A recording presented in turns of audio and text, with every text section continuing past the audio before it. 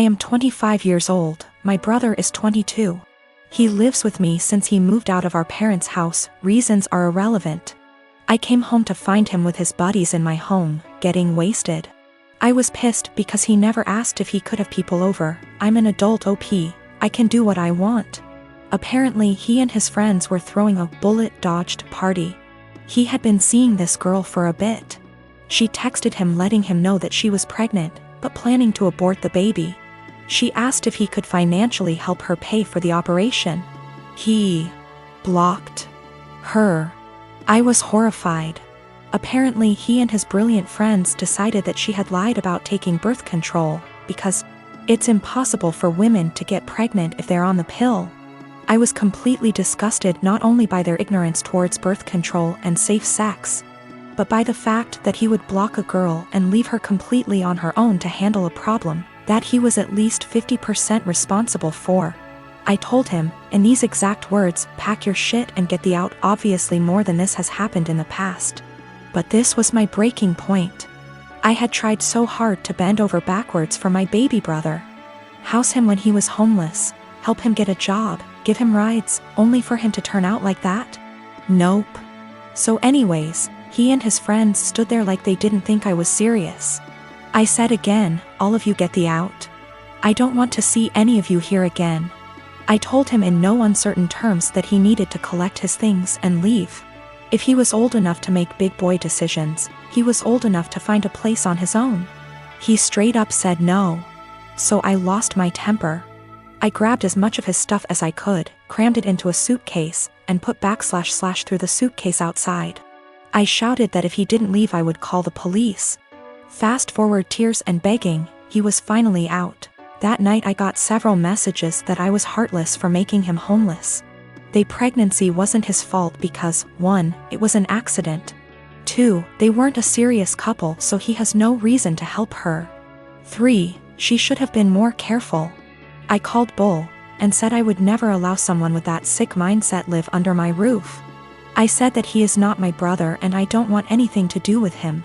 My parents, my aunts, and some cousins are with me, but that leaves about 3 / 4 of the family against me. They think that I should support him because he is my brother. I should have given him time. He's not on the lease BTW. And he was supposed to pay rent but often didn't, and the punishment just didn't fit the crime. I am currently trying to track the girl down. She is an old work colleague of his. And am trying to find his old coworkers to figure out her contact info and see if I can help in any way. My apartment complex didn't do traditional trick or treating on Halloween. Residents were advised to set out pre-packaged individual candy bags on their patios / front door areas if they wanted to participate, but the traditional knock on door, physically hand strangers candy was not permitted. So, Halloween comes and the kids are all dressed up and each building has a scheduled time where the kids go door to door. I ended up having to work late so my neighbor offered to walk my kids around with hers at our building's scheduled time. About 45 minutes later my kids came home with a small bucket of candy. 6 little goodie bags each from individual apartments that participated. Everything was fine. And my kids didn't say anything weird had happened. They were just excited to eat candy once they got home. The next day I took my kids to the park directly across from our apartment complex. My neighbor was there with her kids as well.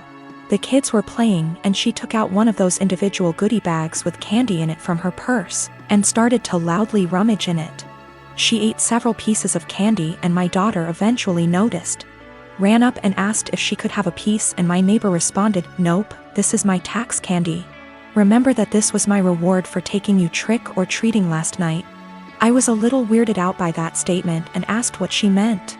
She said that since she is the one who had to take the kids out, she took 5 bags from each of my kids as a tax. Her son then chimes in and said, "You only took 2 bags from us." She responded with, "But I'm your mom. I was doing OP a favor so they get a higher candy tax." I was thinking about how to respond when I noticed that she was holding a Starburst candy and decided to just smile and nod and go back to watching my kids. I let her continue to finish off the bag of candy and then said, "Hey, aren't you vegan?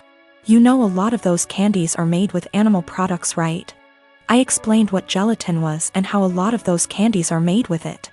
She was horrified, Googles it, and then told her kids that they were leaving. She said something about how she was going to be sick and stormed off. Now she's giving me dirty looks every time we see her and won't let her kids play if she shows up at the park and we are there. My husband thinks I'm an asshole cause I should have either not said anything about the gelatin or said something right away when I noticed. I don't think it's my job to tell a vegan what is and isn't vegan though, and she deserved it for stealing candy from little kids. When we got home from the park after the gelatin incident, I sat my kids down and asked why they didn't tell me that the neighbor took half of their candy. My oldest kid is 6 and my youngest kid is 4. 6-year-old explained that as they went door to door during their designated trick-or-treating time, she would have my 4-year-old grab 2 bags instead of 1 from each apartment for the majority of them. She explained it to my kids that they were grabbing extra bags for her to be handed over at the end as taxation. So either freaking way she was directly taking candy from my kids or taking candy from other kids through mine. As for the authenticity of her vegan sim, I may have exaggerated when I said super vegan when I first posted this. She claims to be vegan and is very in people's faces about the benefits, etc. It's 100% about the health side.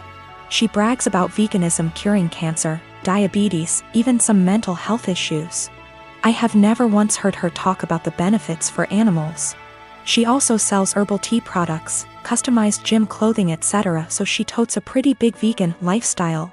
If that makes sense. Now for the gelatin. She knows what gelatin is, she knows what it's made out of, she knows that there are obvious things that she can't eat. But she had no idea that a lot of candy specifically had gelatin apparently. When I told her that they had gelatin in it, she knew what gelatin was but Googled the candies to see if I was correct. I think she is either really dumb or she eats non-vegan stuff all the time when no one's watching, and had to pretend to be horrified about it at this point. Cause a lot of you guys have pointed out that you literally can't be vegan and not know these things. I'm not vegan, I'm not even freaking vegetarian, and I know these things. For the past 5 years, I volunteered for a mental health hotline. I'm deeply passionate about the hotline's work, and I've devoted huge amounts of time and energy to answering calls, training new volunteers, and fundraising. I've become close friends with many of the people I volunteer with, and I get a lot of joy out of helping people who don't have a lot of other support in their lives. I love this organization, I can't imagine my life without it. Today, the head of the organization sent out an email announcing that they've hired a new volunteer coordinator. The girl who relentlessly bullied me in high school and made my life a living hell. I was completely blindsided. I moved across the continent after graduating from high school, and I have no idea how or when this girl moved to my city. I doubt she applied for this job to deliberately antagonize me, since we've had no contact since graduation and all volunteers are anonymous. So it's just a terrible coincidence. But it still means I'm going to have to be working with a person who was unbelievably cruel to me. I really don't know what to do. Obviously, all of this was a long time ago, and it's possible she's cleaned up her act since high school. But I still hate the idea of even being in the same room as this girl. I've had her blocked on every platform for, wow, over a decade now. It looks like my only options are to A, tough it out and deal with this person coming back into my life, or B, quit the hotline after 5 years of service. I went for my regularly scheduled afternoon shift at the hotline, and the girl just happened to be there for some kind of orientation. I wasn't expecting her to be there, so I initially just kept my head down and ignored her. A little while into the shift, she came over to introduce herself, and genuinely didn't seem to recognize me. I've cut my hair and gotten glasses since high school, so that could have been it. It was a very brief interaction, and I didn't say anything to her in return, just nodded and smiled. After she left, I asked my shift supervisor if I could speak with her privately. I followed some of the advice here, just letting her know that I have a history with this person and I'm not comfortable working with her directly. The shift supervisor was very understanding and said that she could arrange for me to only serve shifts when the girl isn't supervising. She also offered to let me schedule my shifts through her instead of through the girl, which I appreciated. Unfortunately, it seems like there will be an unavoidable level of casual interaction, given that the girl is working in the facility on a full-time, 9 to 5 basis. I think I'll be able to stick it out for now, but we'll see. The shift supervisor did ask me what I wanted to tell the girl. Vis-a-vis an excuse for my not wanting to be on shift with her, but I couldn't think of anything to say. So I left it up to her.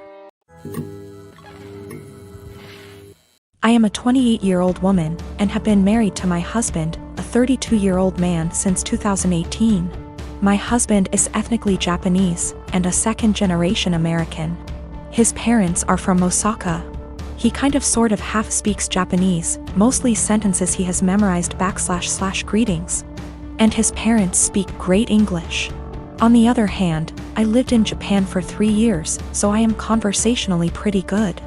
I have studied hard to get to the level I'm at, and I have passed level 2 of the Japanese language proficiency test. Not great, but not bad. Lately, my husband is super into me calling him Goshijin-sama, which can be translated to my honored husband.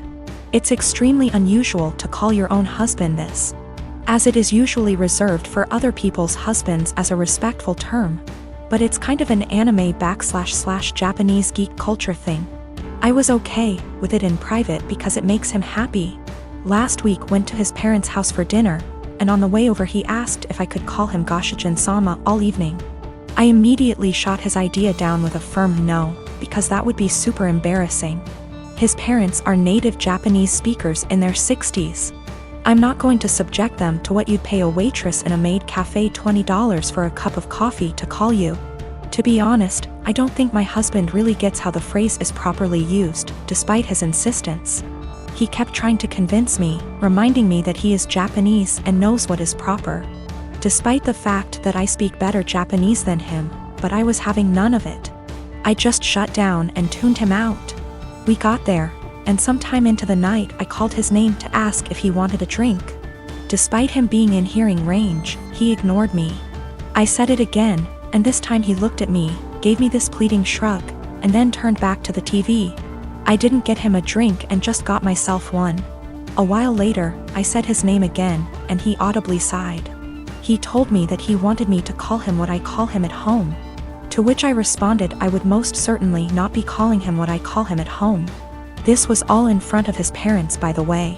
On the car drive home, I told him that I wasn't going to call him Goshijin-sama anymore because he can't draw the line between fun, playful couple stuff and his parents. He has sulked for the past week and I don't even know what to do.